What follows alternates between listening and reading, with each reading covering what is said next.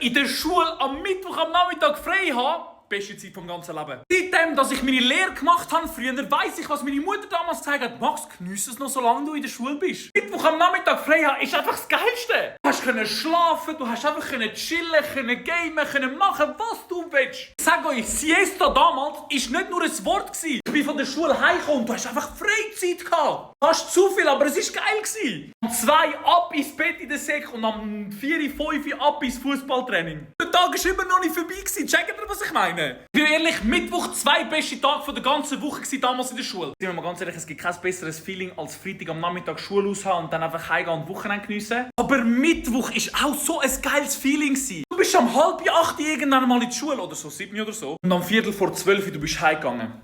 Hä? Ich bin meistens so 10 ab 12, 20 ab 12 bin ich daheim gsi. Du bist sogar noch gefüttert worden von Mami oder vom Papi. Bro, besser geht's gar nicht. Der Mittagsschlaf hat Wäsche gerufen.